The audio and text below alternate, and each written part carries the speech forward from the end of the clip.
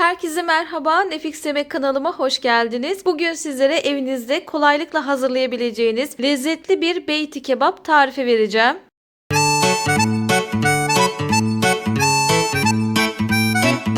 Tarifimizde kullanılan malzemeleri açıklamalar kısmına miktarlarıyla beraber yazarım. Oradan bakabilirsiniz. Yapımına geçmeden önce videomu beğenip kanalıma abone olarak destek veren tüm abonelerime çok teşekkür ediyorum. Henüz abone olmayanlar da videomu beğenerek kanalıma abone olarak destek verirseler çok mutlu olurum. Tarifimizin yapımına başlayabiliriz. Öncelikle kebabımızın köftesini hazırlayarak başlıyoruz. 400 gram kıymam var. Bunun içerisine rendelediğim soğanımı koyuyorum.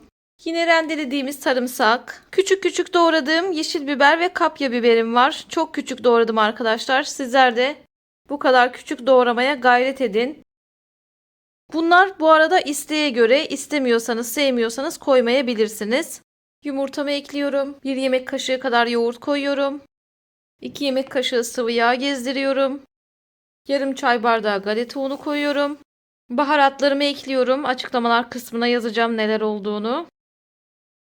Bu baharatlar dışında yakıştığını düşündüğünüz baharatları da ekleyebilirsiniz. Son olarak tuzunu ekliyorum ve köftemi yoğuruyorum.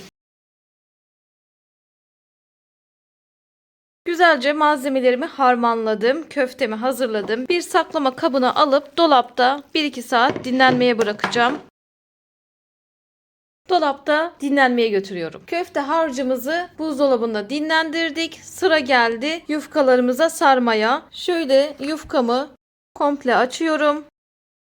İçerisine sıvı yağ ve tereyağı karışımımdan sürüyorum. Sadece sıvı yağ da sürebilirsiniz ama tereyağı koyarsanız biraz daha lezzetini artırmış olursunuz. Yufkamızın her yerine bu karışımdan sürelim. Yufkamın her yerini yağladıktan sonra şöyle bir miktar baş kısmından içeri doğru alıyorum. Bir miktar yan taraflardan alıyorum. Bir miktar da karşı taraftan içeri doğru şöyle katlıyorum. Bu kısımlara da yağ süreceğim. Daha sonrasında hazırladığımız harçtan şöyle rulo şeklinde hamuruma koyuyorum. Ve katlıyorum. Katladığımız hamurumuzu şöyle parçalara böleceğim. 2 parmak ya da 3 parmak şeklinde kesebilirsiniz.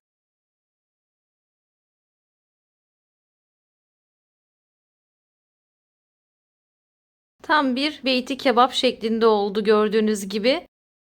Bundan ben 2 yufka olarak yapacağım. Sizler de malzemenize göre istediğiniz oranda, istediğiniz kadar yapabilirsiniz. Hazırladığımız hamurlarımızı tepsimize dizerken şöyle aralıklarla diziyorum ki araları hamur kalmasın diye yapışık koymuyorum. Sizler de çıtır çıtır bir beyti kebap istiyorsanız hamurlarınızı benim gibi aralıklı olarak dizebilirsiniz. Bakın sıkıştırmadan dizdim. Hazırladığım hamurlarımın üzerine kalan karışım yağımdan sürüyorum. Hepsini yağladıktan sonra fırında pişirmeye götürüyorum. 200 derece fırında güzelce kızarana kadar pişirelim. Derin küçük bir tencereye 2 yemek kaşığı sıvı yağ, 1 tatlı kaşığı da tereyağı koydum. Salça sosumuzu hazırlayacağız. Önce tereyağımı eritiyorum. Daha sonrasında içerisine 1 yemek kaşığı domates salçası, 1 tatlı kaşığı biber salçası koyuyorum. Küçük bir diş sarımsak koyuyorum. İsterseniz sarımsak yerine sarımsak tozu da kullanabilirsiniz. Salçamı ve sarımsağımı kavuruyorum. Kavrulan salçamıza ve sarımsağımızın içerisine baharatlarımı ekliyorum. Bir de bir miktar su koyuyorum. Şöyle karıştıralım. Suyu sıcak ya da soğuk ekleyebilirsiniz. Fark etmez. Ben biraz sıcak su ekledim. Salçanız tuzluysa tuz atmanıza gerek yok. Ama tuzsuzsa bir miktar sosumuza tuz atabilirsiniz. Bu sosu domatesle de hazırlayabilirsiniz. Salçayla da hazırlayabilirsiniz. Fark etmez. Sosumuzu bir süre pişireceğiz. Kıvam alınca bırakacağız.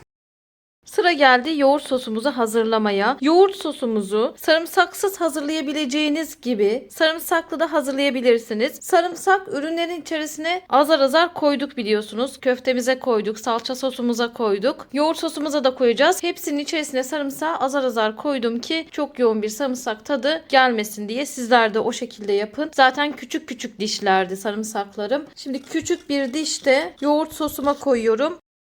Ben sarımsaklı olarak tercih edeceğim. Şu şekilde çırpıcı yardımıyla karıştırıyorum. Ve yoğurt sosumuzu da hazırlamış olduk. Kebaplarımızı fırından çıkardık. Soslarımızı da hazırladık. Artık servise hazırlayabiliriz. Beyti kebabımız hazır. İsterseniz üzerine tereyağı gezdirebilirsiniz. Henüz denemeyenler varsa mutlaka denesinler. Gerçekten çok lezzetli, çıtır çıtır bir kebap oldu. Şöyle size çıtırtısını da göstermek istiyorum. Bakın. Sizler de beğendiyseniz videoma like atıp kanalıma abone olarak bana destek verirseniz çok sevinirim. Herkese afiyet olsun. Bir sonraki tarifte görüşmek üzere. Hoşça kalın.